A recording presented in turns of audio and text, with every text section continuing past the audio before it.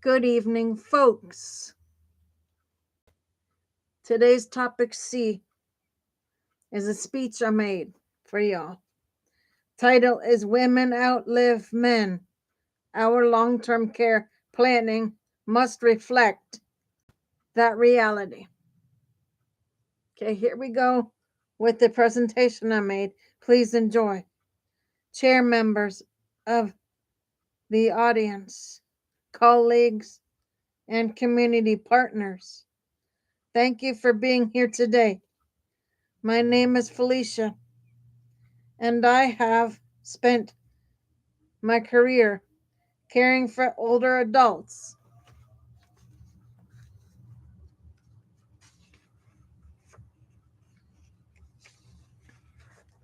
supporting families through the hardest chapters of illness, and working inside a health system that sees the consequences of our long-term care policies.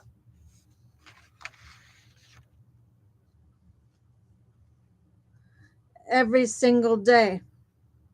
Today, I want to speak plainly about a truth we all know, but rarely plan for. Women outlive men. They always have. They likely always will. And those extra years, those bonus years of life, carry profound implications for how women should approach their long-term care needs. This is not a small demographic footnote. It is one of the most powerful forces shaping aging in America.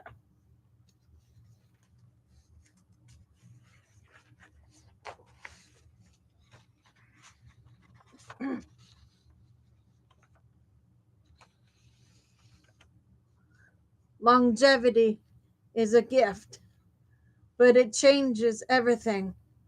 Women live, on average, 5 to 6 years longer than men. But longevity is not just about time. It is about what those years look like.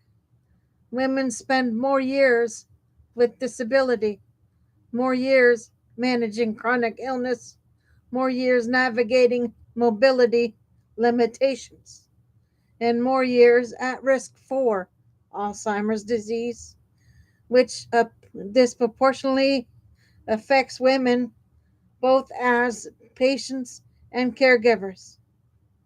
The most importantly, women spend more years aging alone. Nearly half of women over 75 live solo. That means no partner to help after a fall, no spouse to notice a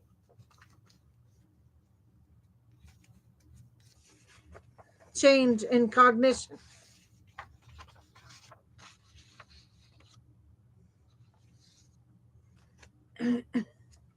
no one to manage medications during a hospitalization. Longevity without support becomes frailty. Longevity with planning becomes freedom. Women deserve the latter. The emotional reality of solo aging. Aging alone is not inherently bleak. Many women describe it as a period of independence, clarity, and self determination. But solo aging requires a different kind of scaffolding, one built intentionally, not reactively. Women must ask questions men often never face.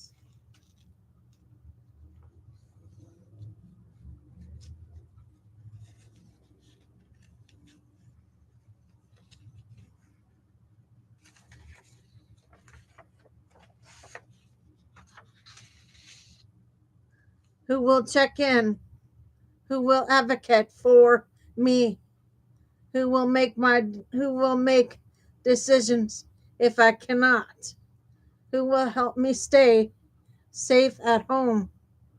These questions from the backbone of a solo age strategy, a plan that identifies the people, systems, and supports that will stand in in the gaps where a spouse once might have been. Women cannot rely on someone will step in. They must name the people, define the roles, and communicate the plan. The financial reality: women pay more because they live longer.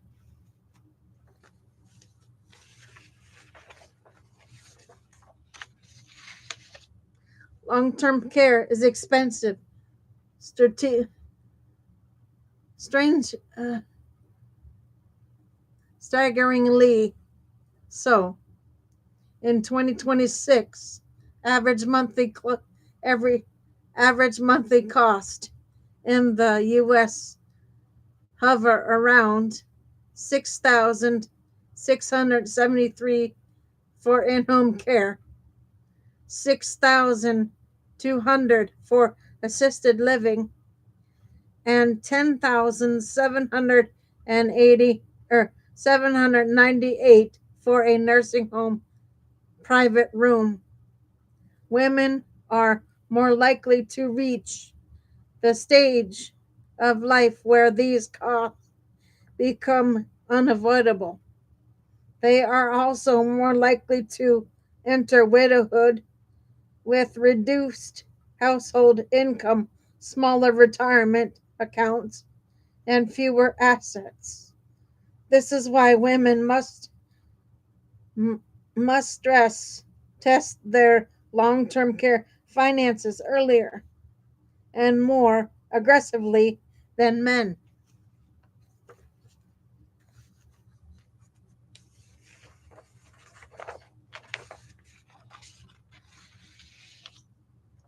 Financial planning is not just about money. It's about autonomy. It is about dignity, and it is about ensuring that the final decade of life is shaped by choice, not crisis. Housing, the most consequential decision women make in their 70s, where a woman lives in her 70s determines how safe she will be in her 80s and 90s. Women are more likely to experience falls, lose mobility, or lose mobility and develop cognitive impairment. They are more likely to need earlier transitions to assisted living or memory care. And because they often live alone, the margin for error is smaller.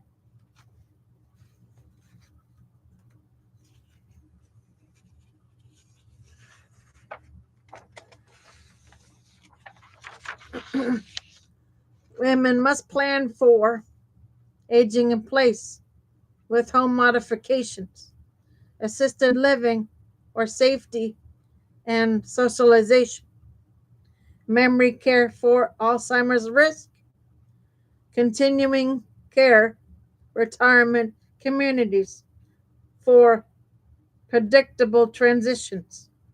Housing is destiny in old age women.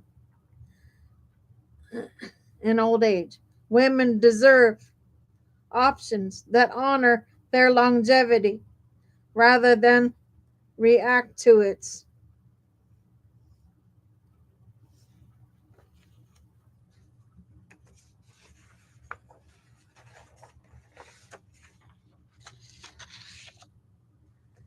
The care network.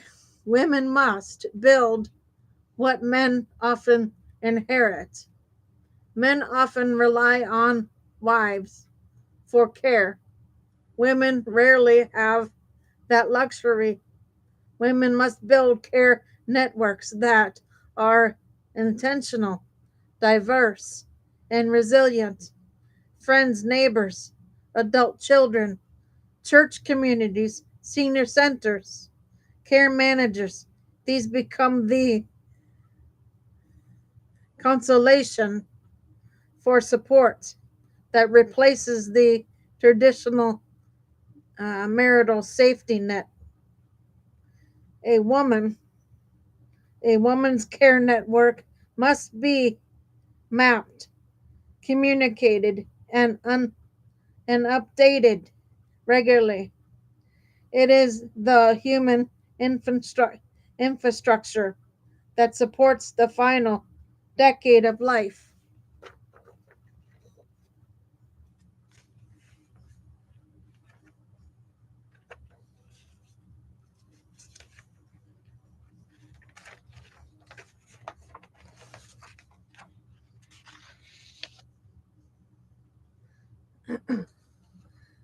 Legal preparedness. Women need stronger protections because women often outlive their spouses. They must rely on non spousal decision makers. Every woman should have a durable power of attorney, healthcare proxy, a living will, a HIPAA release, updated estate documents.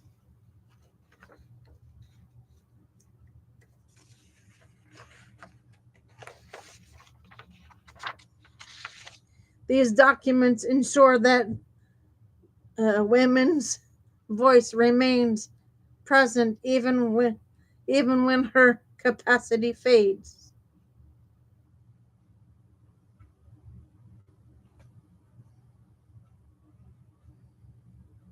The call to action. Women outlive men. They always have. They likely will always will. The question is whether those extra years will be lived with dignity, safety, and autonomy, or with fear, instability, and crisis. Women deserve long-term care planning that reflects their reality, not a system built around someone else's life. They deserve policies that acknowledge their longevity. They deserve housing that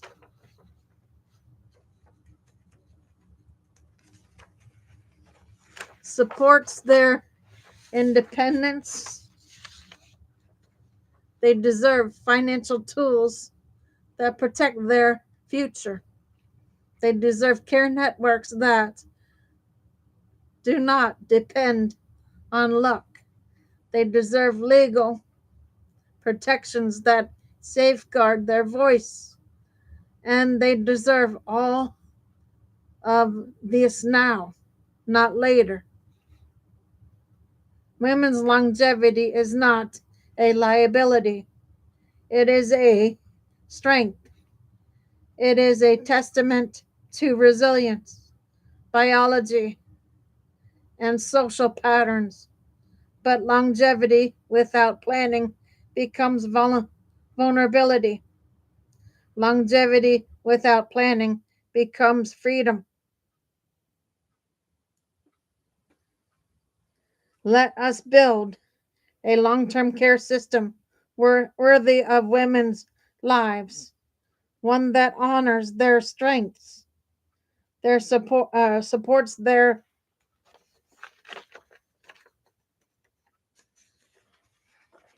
independence, and ensures that the final decade of life is shaped by dignity, not crisis.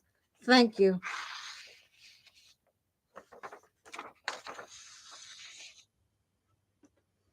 Okay, guys, that is your show. for now. I might jump back on later for another show or two. But for now, Gator Wellness, take care, folks.